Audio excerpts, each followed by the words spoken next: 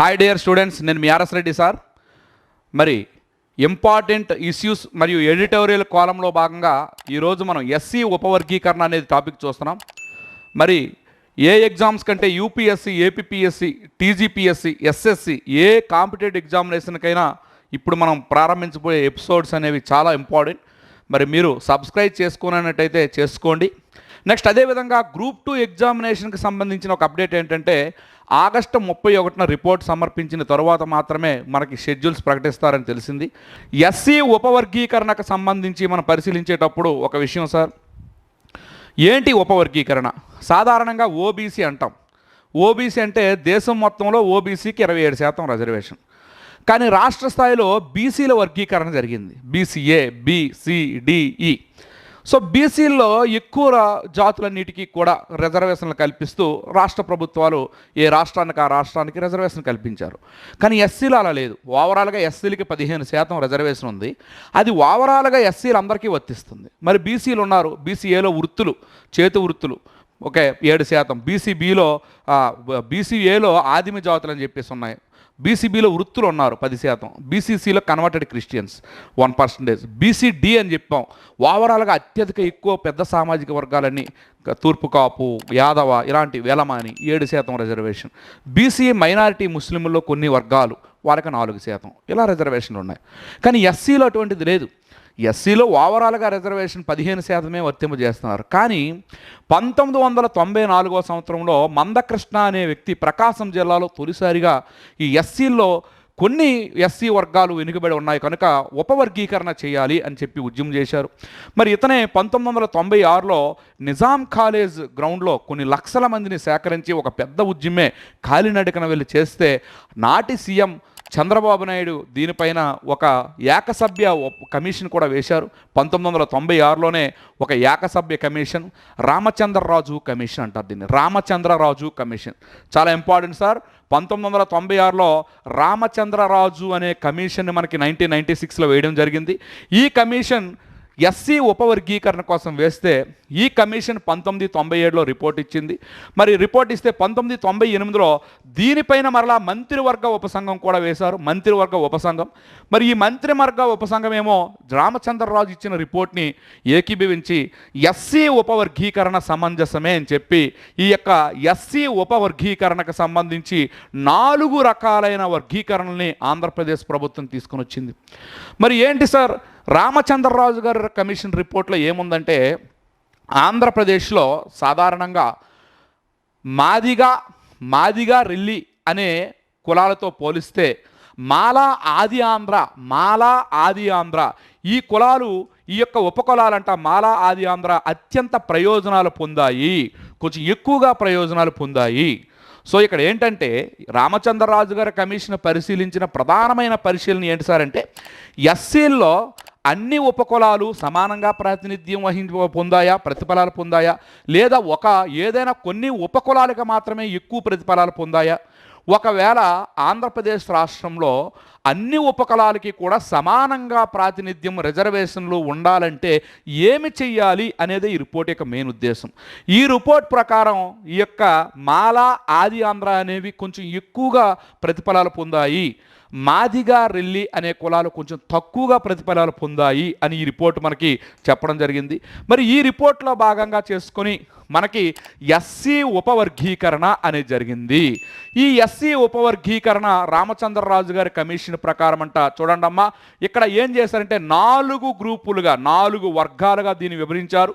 Group A, మరి అదేవిధంగా group B, group A, group B, group C, group D అని చెప్పేసి ఇక్కడ 4 వర్గాలుగా వర్గీకరించి ఆ ఎస్సీ వర్గాలకి వచ్చిన 15% రిజర్వేషన్ ఏదైతే ఉందో ఈ 15% రిజర్వేషన్ని ఆ ఉపవర్గాలకి విభజించడం జరిగింది.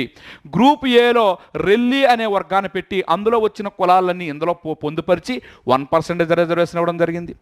గ్రూప్ బిలోకి వచ్చేసరికి మనకి మాదిగా అనేదాన్ని పెట్టి, గ్రూప్ బిలో మాదిగా అనేదాన్ని పెట్టి 7% రిజర్వేషన్ ఇవ్వడం జరిగింది. అలాగే గ్రూప్ సిలో మాలా అనే దానిని పెట్టి దీనికి 6% రిజర్వేషన్ ఇవ్వడం జరిగింది. గ్రూప్ డిలో ఆది ఆంధ్ర దీనికి 1% రిజర్వేషన్. మొత్తం ఎస్సీలకు ఇచ్చిన 15% రిజర్వేషన్ని ఈ ఉపవర్గీకరణ కమిషన్ ఏమని చెప్పిందంటే, ఇలా రెల్లి, మాదిగ, మాల, ఆది, ఆంధ్రగా విభజించి ఏ వర్గానికి తగ్గట్టుగా ఆ వర్గం రిజర్వేషన్లు కేటాయించింది. దీనిని ఆంధ్రప్రదేశ్లో ఇంప్లిమెంటేషన్ చేసేటప్పుడు ఇక్కడ జరిగిందే 2004లో మన యొక్క హైకోర్టు, మన యొక్క ఆంధ్రప్రదేశ్ ప్రభుత్వం తీసుకున్న ఈ నిర్ణయం పైన చిన్నయ్య అనే వ్యక్తి, చిన్నయ్య ఎవరిపైన వర్సెస్ ఆంధ్రప్రదేశ్ గవర్నమెంట్, ఉమ్మడి ఆంధ్రప్రదేశ్ అన్నప్పుడు ఈ ఆంధ్రప్రదేశ్ గవర్నమెంట్ పైన చిన్నయ్య వర్సెస్ ఆంధ్రప్రదేశ్ గవర్నమెంటు అనే ఒక కేసుని సుప్రీంకోర్టులోకి వెళ్ళడం జరిగింది. ఏ విధంగా అంటే, మరి రాజ్యాంగ విరుద్ధంగా ఈ విధంగా ఉపవర్గీకరణ చేస్తారు అని చెప్పేసి ఈ కేసుని ఫైల్ చేశారు సుప్రీంకోర్టులో. చిన్నయ్య వర్సెస్ ఆంధ్రప్రదేశ్ అనే ఒక కేసు, ఆంధ్రప్రదేశ్ ప్రభుత్వం పైన ఒక కేసు ఫైల్ చేశారు. ఈ కేసులో సుప్రీంకోర్టు ఏమో 5 మంది న్యాయమూర్తులు ఒక తీర్పు ఇచ్చారు. ఈ తీర్పులో ఎస్సీ ఉపవర్గీకరణ రాజ్యాంగ విరుద్ధము, ఏదైతే ఆర్టికల్ 341 ఉందో అక్కడ ఉన్న ఎస్సీ వర్గం ఏదైతే ఎస్సీ కులాల కోసం తెలియజేస్తుందో వీళ్ళందరూ సమానమే, అంతే తప్ప ఇక్కడ ఉపవర్గీకరణ అనేది రాజ్యాంగ విరుద్ధం అని చెప్పి ఆంధ్రప్రదేశ్ ప్రభుత్వం ఇచ్చిన ఈ యొక్క రామచంద్రరాజు కమిషన్ ప్రకారం ఇచ్చిన ఉపవర్గీకరణ కొట్టివేసింది. ఇలా కొట్టివేయడంతో దేశం మొత్తం కూడా ఈ ఉపవర్గీకరణ చేయాలనుకున్న రాష్ట్రాలు ఆగిపోయాయి. సో ఏదైతే చిన్నయ్య వర్సెస్ ఆంధ్రప్రదేశ్ ప్రభుత్వం కేసు ఉందో ఈ కేసులో ఉపవర్గీకరణ రాజ్యాంగ విరుద్ధం, ఇలా ఉపవర్గీకరణ చేయడానికి లేదు. ఎందుకంటే ఆర్టికల్ 341 ప్రకారం ఆ యొక్క ఎస్సీ కులాలు అన్నీ కూడా సమానమే అనే ఒక నియమం ప్రకారం వాటిలో వేరియేషన్ అనేది ఉండకూడదు అని చెప్పేసి ఈ తీర్పులో చెప్పడం జరిగింది. అయితే మరలా ఎప్పుడు సార్ ఇది వచ్చిందంటే, పంజాబ్ ప్రభుత్వం, ఆ యొక్క రాష్ట్రంలో పంజాబ్ ప్రభుత్వం కొన్ని ప్రత్యేక రిజర్వేషన్లను తీసుకుని వచ్చింది 2006 సంవత్సరంలో. పంజాబ్ ప్రభుత్వం ఏం చేసిందంటే, పంజాబ్ ప్రభుత్వం 2006 సంవత్సరంలో 50% రిజర్వేషన్లని తొలి ప్రాధాన్యతగా ఇవ్వాలని చెప్పి పంజాబ్ రాష్ట్రంలో మనకి ఏంటంటే ఇక్కడ వాల్మీకి అలాగే మహాబజీ సిక్కు అని చెప్పేసి కొన్ని కులాలకి తొలి ప్రాధాన్యతగా ముందుగా 50% రిజర్వేషన్ ఇవ్వాలి, తదుపరి మిగతా కులాలకు ఇవ్వాలి అని చెప్పి పంజాబ్ ప్రభుత్వం 2006 సంవత్సరంలో పంజాబ్లో ఈ యొక్క ఉపవర్గీకరణకు సంబంధించి ఒక రిజర్వేషన్ విధానాన్ని అమలు తీసుకొచ్చింది మరలా. అయితే దీనిని 2010 సంవత్సరంలో పంజాబ్ హర్యానా కోర్టు ఏదైతే ఉందో ఈ కోర్టులో సవాల్ చేయడం జరిగింది. పంజాబ్ హర్యానా హైకోర్టులో సవాల్ చేశారు. హైకోర్టులో సవాల్ చేస్తే ఆ హైకోర్టు ఏమని తీర్పు చెప్పిందంటే, 2004లో చిన్నయ్య ఏదైతే ఉందో చిన్నయ్య వర్సెస్ ఆంధ్రప్రదేశ్ ప్రభుత్వం యొక్క కేసు ఏదైతే ఉందో దాన్ని ప్రస్తావిస్తూ ఉపవర్గీకరణ అనేది రాజ్యాంగ విరుద్ధమైనప్పుడు పంజాబ్ ప్రభుత్వం ఏ విధంగా 50% యొక్క రిజర్వేషన్ని వాల్మీకి మహాబజీ సిక్కు వర్గానికి ఇస్తుంది, సో ఇది రాజ్యాంగ విరుద్ధం అని చెప్పి ఈ యొక్క రిజర్వేషన్ కొట్టివేసింది. వెంటనే పంజాబ్ ప్రభుత్వం ఏం చేసిందంటే 2010లోనే సుప్రీంకోర్టులో కేసును ఫైల్ చేసింది. ఫైల్ చేసేటప్పుడే ఆంధ్రప్రదేశ్లో ఈ ఉద్యమకారుడైన మందకృష్ణ మాదిగ కూడా ఆ యొక్క కేసులో విట్నెస్గా ఉంటూ అతను కూడా అందులో సభ్యుడిగా ఉంటూ ఈ కేసు ఫైల్ చేశారు. ఆ కేసు అనేది కొనసాగుతూ ఈరోజు మనకి ఎస్సీ ఉపవర్గీకరణ కేసు కింద చాలా ఇంపార్టెంట్ సార్. మరి ఈరోజు ఎగ్జామ్లో ఖచ్చితంగా ఇస్తారు. 2024 ఎస్సీ ఉపవర్గీకరణ కేసు 2024గా ఈరోజు సుప్రీంకోర్టులో మరి తీర్పు మొన్న ఇవ్వడం జరిగింది. ఈ తీర్పులో భాగంగా ఏం జరిగింది సార్ అంటే, 7 మంది న్యాయమూర్తులు, ఇందులో ప్రధాన న్యాయమూర్తి కూడా ఇందులో ఉన్నారు. ప్రధాన న్యాయమూర్తి డివై చంద్రచూడ్ కూడా ఇతని యొక్క ధర్మాసనమే ఈ యొక్క తీర్పునిచ్చింది. ఈ తీర్పు ఏం చేసిందంటే, చిన్నయ్య వర్సెస్ ఆంధ్రప్రదేశ్ ప్రభుత్వం యొక్క కోర్టులో సుప్రీంకోర్టు నాటి తీర్పు ఏదైతే ఇచ్చిందో ఆ తీర్పుకి భిన్నంగా 6:1 అంటే 6 సమర్థించారు, 1 మాత్రమే వ్యతిరేకించారు. 6:1తో చిన్నయ్య వర్సెస్ ఆంధ్రప్రదేశ్ ప్రభుత్వం యొక్క కోర్టు సుప్రీంకోర్టు నాటి తీర్పులో 5 న్యాయమూర్తులు ఇచ్చిన తీర్పు ఏంటంటే ఉపవర్గీకరణ రాజ్యాంగ విరుద్ధం, కానీ దానిని మార్పు చెప్పుతూ అది తప్పని చెప్పి దానికి వ్యతిరేకంగా మరలా కొత్త తీర్పు ఇచ్చింది. ఈ తీర్పే ఉపవర్గీకరణ సమంజసం, ఉపవర్గీకరణ ఇవ్వవచ్చును, ఉపవర్గీకరణ సమంజసం, ఇది రాజ్యాంగ విరుద్ధం కాదు. రాజ్యాంగ విరుద్ధం కాదు, ఉపవర్గీకరణ అనేది రాజ్యాంగ విరుద్ధం కాదు అని చెప్పేసి మనకి డివై చంద్రచూడ్ యొక్క ధర్మాసనం అనేది 6:1 నిష్పత్తితో ఈ తీర్పు ఇవ్వడం జరిగింది. మరి ఈ తీర్పు ఇచ్చేటప్పుడంట చాలా ఇంపార్టెంట్ సార్. డివై చంద్రచూడ్ గారు 2 విషయాలను ఇక్కడ ప్రస్తావించారు, 2 రకాల విషయాలని ఆధారంగా తీసుకున్నారు. ఏంటి సార్ ఆ 2 విషయాలంటే, ఒకటి ఏంటి, మరి ఎస్సీ ఉపవర్గీకరణ సమంజసం కాకపోతే ఎస్సీ ఉపవర్గీకరణ సమంజసమా కాదా అనే దానిని ఇక్కడ చూస్తూ 341 అధికరణకు సంబంధించి ఎస్సీ వర్గాలు అన్నీ సమానమా అనే విషయాన్ని ఇక్కడ ప్రధానంగా చూశారంట. చూసేటప్పుడు 341 అధికరణ ప్రకారం ఈ కేసులో 6:1తో మెజార్టీ తీర్పు ఇవ్వడానికి ఒకటే కారణం, సుప్రీంకోర్టు ప్రధాన న్యాయమూర్తి చెప్పిన విషయం ఏంటి సార్ అంటే, ఇక్కడ 341 అధికరణలో ఎస్సీ జాబితాలో ఇక్కడ అదనంగా కొన్ని కులాలని చేర్చడం కానీ లేదా ఇందులో ఉన్న కులాలని బయటికి పంపేయడం కానీ చేయలేదు. ఏవైతే ఎస్సీ జాబితా ఉందో ఈ ఎస్సీ జాబితాలోనే బాగా వెనుకబడిన వారికి మాత్రమే తొలి ప్రాధాన్యం అనేది వర్గీకరణలో ఇస్తున్నాం కనుక ఇది రాజ్యాంగ విరుద్ధం కాదు. అందువలన ఎస్సీ ఉపవర్గీకరణ సమంజసమే. ఎందుకంటే 341 అధికరణ ప్రకారము ఇక్కడ ఎస్సీల్లో వెనుకబడిన వర్గాలను ముందుకు తీసుకొచ్చే ప్రయత్నమే చేస్తున్నాం తప్ప కొన్ని వర్గాలను తీసివేయడమో కొన్ని వర్గాలను ఇందులో కలుపుకోవడమో చేయడం లేదు.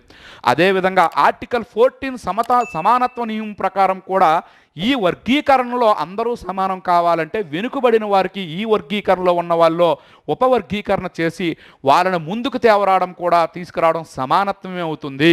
ఇది సమానత్వానికి విరుద్ధం కాదు అని చెప్తూ మెజార్టీ తీర్పుని 6:1 నిష్పత్తితో ఇచ్చి ఈ యొక్క తీర్పులో 341 అధికరణని ఆధారంగా చేసుకుని చిన్నయ్య కేసు ఏమని చెప్పిందంటే, ఎస్సీలందరూ సమానులే అయ్యేటప్పుడు ఉపవర్గీకరణ సమంజసం కాదని చెప్పిన చిన్నయ్య కేసుని తీర్పుని కొట్టివేస్తూ ఎస్సీలందరూ సమానం ఎలా అవుతారు, ఇందులో వెనుకబడిన వర్గాలు కూడా ఉన్నారు కనుక వీరికి తొలి ప్రాధాన్యం ఇస్తూ రిజర్వేషన్లు కల్పించడం సమంజసం అని డివై చంద్రచూడ్ కేసులో చెప్పడం జరిగింది. డివై చంద్రచూడ్ గారు ఈ యొక్క కేసులో పునర్ఘటించారు. మరి అదేవిధంగా 4 న్యాయవాదులంట ఇందులో ఈ తీర్పులో ఉన్న 6గురిలో 4 క్రిమిలేయర్ కోసం కూడా మాట్లాడారు. క్రిమిలేయర్ ఏంటి సార్ ఈ క్రిమిలేయర్ అంటే, బీసీలకు ఏ విధంగా అయితే ఇప్పుడు 8 లక్షలు క్రిమిలేయర్ దాటితే రిజర్వేషన్ నుంచి బయటికి పోతున్నారో ఎస్సీల వర్గాల్లో కూడా క్రిమిలేయర్ దాటిన వారికి రిజర్వేషన్ తీసేయాలి. ఒకే కుటుంబం రిజర్వేషన్లు అనుభవిస్తుంది. అలాగే ప్రమోషన్లో రిజర్వేషన్లు కూడా ప్రస్తావించి దానిని కూడా ఇక్కడ మార్పులు చేయాలి. ప్రధానంగా ఇక్కడ క్రిమిలేయర్ అనే విషయాన్ని ప్రస్తావిస్తూ బీసీలాగే ఎస్సీలు కూడా క్రిమిలేయర్ వర్తింపు చేసే చట్టాలను ప్రభుత్వాలు తీసుకుని రావాలి అని చెప్పింది. Okay sir. మరి ఈ 6:1 దానిలో ఒకే ఒక వ్యక్తి ఈ తీర్పును వ్యతిరేకించారు. ఇది రాష్ట్రపతి ఉత్తర్వులకు విరుద్ధం కనుక ఎస్సీ ఉపవర్గీకరణ సమంజసం కాదు, ఇది 341 అధికరణ చిన్నయ్య కేసును ప్రస్తావిస్తూ ఉపవర్గీకరణ చెయ్యరాదు అని చెప్పిన ఒకే ఒక వ్యక్తి బేలా, ఇతని పేరు మనకి ఇక్కడ ఇచ్చిన బేలా త్రివేది. Okay sir. 6:1లో ఒకే వ్యక్తి వ్యతిరేకించిన వ్యక్తే బేలా త్రివేది. దీని ప్రకారం మీకు అర్థమైంది ఏంటంటే, బీసీలకు ఎలాగైతే ఉపవర్గీకరణ ఉందో ఓబీసీలు కేంద్రంలో 27%, కానీ ప్రతి రాష్ట్రంలో బీసీలకి రిజర్వేషన్ ఎలా ఉందో ప్రతి రాష్ట్రంలో ఎస్సీలకి కూడా ఈ యొక్క ఉపవర్గీకరణ ద్వారా రిజర్వేషన్ ప్రతి రాష్ట్రంకి స్వేచ్ఛ ఉంది. ఇది రాజ్యాంగ విరుద్ధం కాదు. అలాగే ఇవన్నీ న్యాయ సమీక్షకు లోబడే చేసుకోవచ్చు. ఏ రాష్ట్రంలో ఆ రాష్ట్రంలో వెనుకబడిన ఎస్సీ వర్గాలకి రిజర్వేషన్ కల్పించుకునే హక్కు ఉందని చెప్పి ఈ తీర్పు ఇవ్వడం జరిగింది. ఇక నుంచి అంటే ఈ వర్తింపు గతదానికి వర్తించదు, అది గుర్తుంచుకోండి. రాబోయే నోటిఫికేషన్లో ప్రభుత్వ ఉద్యోగాల్లో ఇలా ఎస్సీ వర్గాలకు సంబంధించిన రిజర్వేషన్ ఏదైతే చెప్పామో ఆ రిజర్వేషన్ ప్రకారం అంటే ఏ రాష్ట్రానికి ఆ రాష్ట్రంలో ఉండే పరిస్థితుల ప్రకారం రిజర్వేషన్ ఇవ్వడం జరుగుతుంది. Okay sir, thank you.